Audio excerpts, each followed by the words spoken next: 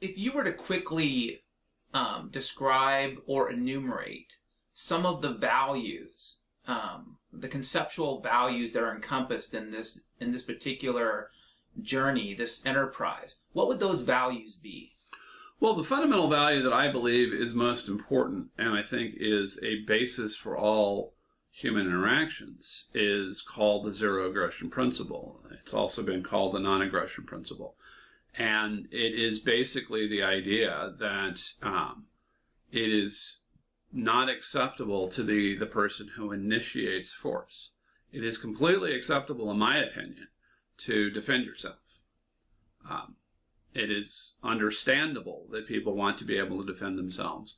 And I'm not a pacifist in the sense that I don't think that the response should be to turn the other cheek every time and just get clobbered again.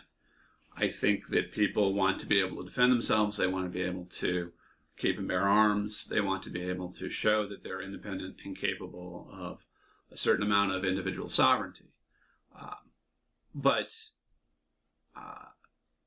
aggression is something that I think is unhealthy. And so when you look at the ways in which people interact with the state is basically an aggressive power. And it doesn't get anything done unless it takes something from someone. The police and fire services of the government can't operate without taxes to pay the policemen and the firemen and the other people involved. So, and in my opinion, taxation is theft. So it involves a fundamental aggression. You have to have something taken from you in order for that to work.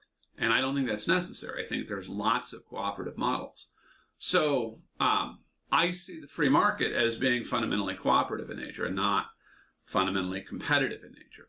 That is to say that buyers and sellers cooperate in a market to find a market clearing price. And this is a hugely cooperative enterprise. This is about who has information.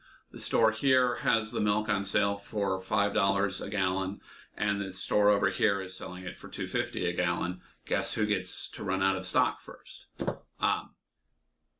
But the people who are buying and selling do a lot of different things to find a market clearing price. So it's much more cooperative than it is competitive.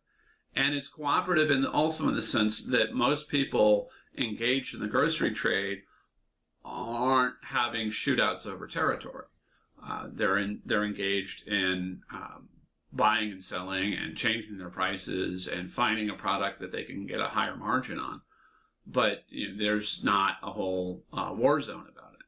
Whereas in things that are strictly controlled by the government, for example, in places where drugs are prohibited, the market for a drug like marijuana, a consumable, would be limited to the people who are willing to break the law.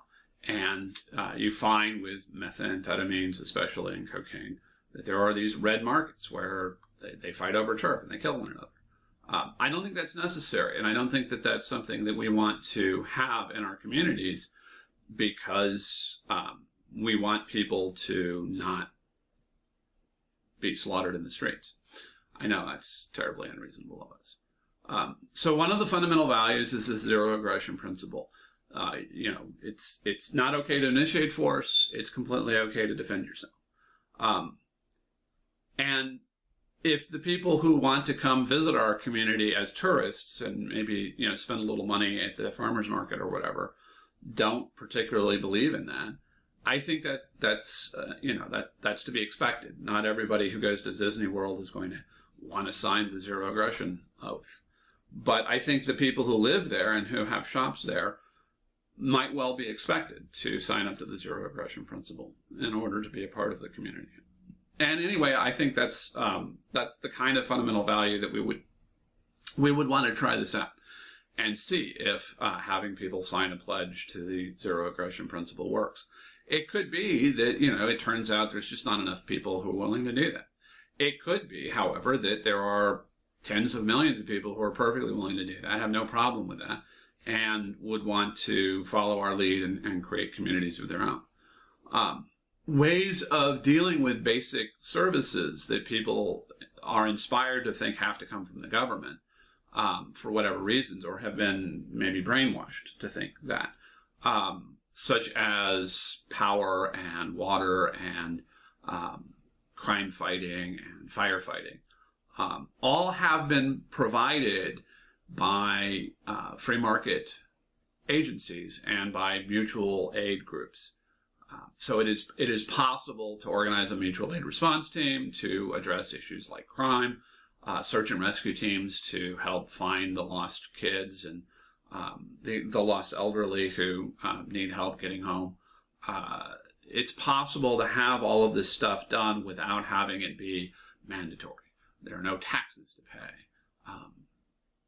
Part of, if you're renting an apartment or a cottage, part of your rent is just automatically assigned to the mutual aid groups in your area to help. That might work. We might need to work on that mechanisms. The methodologies are not predetermined, but I think the principles are. I think the zero aggression principle is a very fundamental one, and it needs to be kind of permeating all through all of our work.